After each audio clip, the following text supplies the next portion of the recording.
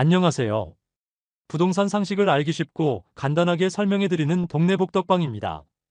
내 집 마련, 투자, 혹은 전월세 계약까지 우리가 부동산과 마주하는 순간은 생각보다 많습니다. 그런데 계약서를 작성할 때 뭐가 중요한지 모르고 도장을 찍고 나중에 후회하는 경우 정말 많습니다. 오늘은 부동산 계약서에서 반드시 포함해야 할 필수 조항 6가지를 자세히 알려드릴게요. 그리고 실제로 벌어진 분쟁 사례도 함께 보면서 어떤 조항이 왜 중요한지도 함께 알아보겠습니다. 이 영상 끝까지 보시면 앞으로 어떤 부동산 계약서를 만나더라도 당당하게 대처하실 수 있을 거예요. 첫 번째는 계약 당사자 정보입니다. 너무 기본적이라 간과하기 쉽지만 사실 아주 중요합니다. 계약서에는 매도인과 매수인, 즉 집을 파는 사람과 사는 사람의 실명, 주소, 주민등록번호, 연락처가 정확히 기재되어야 합니다. 특히 대리인이 계약을 체결할 경우에는 위임장과 신분증 사본을 반드시 첨부해야 하고요. 이름 한 글자가 틀리거나 연락처가 잘못되면 법적 분쟁이 생겼을 때 문제가 될 수 있습니다. 예를 들어 홍길동이 아니라 홍길돈으로 적혀 있으면 본인 여부가 다툼의 여지가 생길 수도 있습니다. 반드시 신분증과 대조해서 기입하고 대리인일 경우에는 위임 권한 범위도 확인해야 합니다. 두 번째는 거래 금액 및 지급 조건입니다. 매매든 임대든 금액과 지급 방식이 불명확하면 분쟁으로 이어지기 쉽습니다.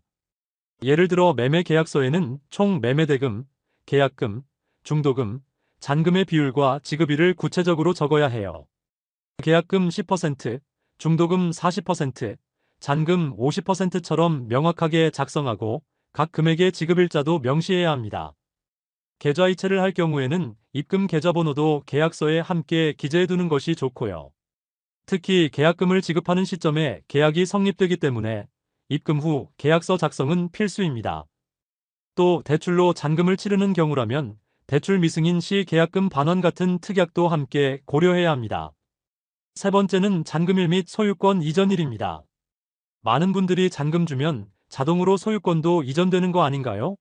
라고 생각하시는데요. 실제로는 반드시 계약서에 소유권 이전을 언제까지 완료한다는 문구를 명확히 적어야 합니다.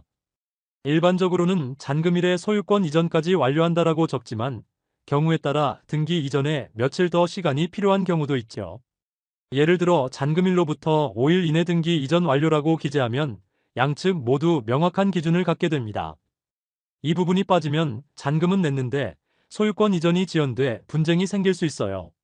실제로 잔금을 지급했음에도 등기 이전이 몇 달씩 지연되어 손해배상을 청구한 사례도 있습니다.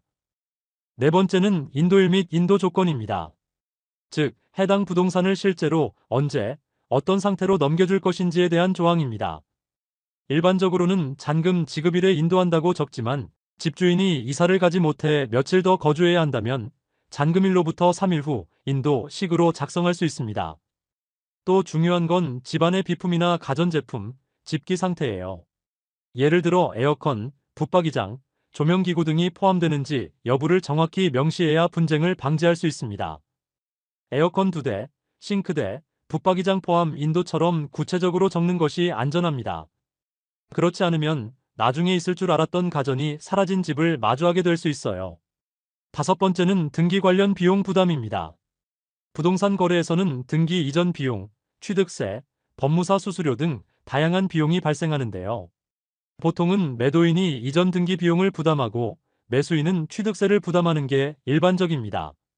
하지만 계약 당사자의 협의에 따라 부담 비율이 달라질 수 있으므로 반드시 계약서에 구체적으로 적어야 합니다.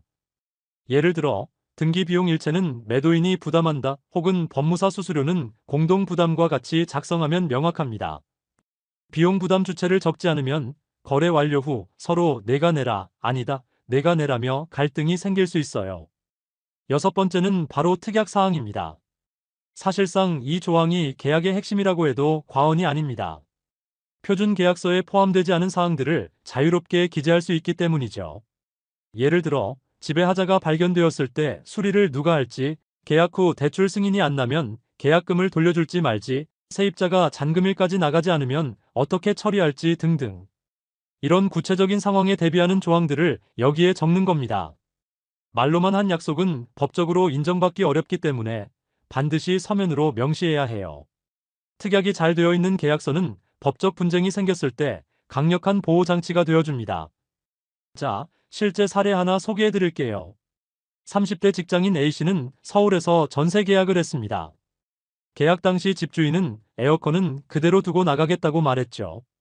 A씨도 계약서에는 따로 적지 않고 말만 믿고 계약을 체결했습니다. 그런데 입주 당일 에어컨은 사라지고 없었습니다. 집주인에게 항의했지만 에어컨은 내 소유니까 가져간 거다. 계약서에 없지 않느냐는 말만 들었고요. 결국 O'씨는 새 에어컨을 설치하느라 예상치 못한 100만 원의 지출을 감수해야 했습니다. 구두 약속은 법적으로 보호받기 어렵습니다. 이처럼 작은 것 같아 보여도 계약서에 명시되지 않으면 보장받을 수 없습니다. 이 사례처럼 특약사항은 꼼꼼하게 챙기셔야 합니다. 지금까지 부동산 계약서에서 꼭 챙겨야 할 6가지 필수 조항에 대해 자세히 살펴봤습니다. 다시 한번 정리해 볼게요. 첫 번째, 계약 당사자 정보. 두 번째, 거래 금액 및 지급 조건. 세 번째, 잔금일 및 소유권 이전일. 네 번째, 인도일 및 인도 조건. 다섯 번째, 등기 관련 비용 부담. 여섯 번째, 특약사항. 이 6가지 항목만 제대로 챙겨도 부동산 거래에서 큰 분쟁 없이 안전하게 진행할 수 있습니다. 부동산 계약은 인생의 중요한 결정이니만큼 전문가와 상담하거나 꼼꼼하게 계약서를 검토하는 습관이 필요하죠. 오늘 영상이 도움이 되셨다면 좋아요, 구독 눌러주시고요. 혹시 궁금한 내용이나 실제 경험담이 있다면 댓글로도 남겨주세요. 감사합니다.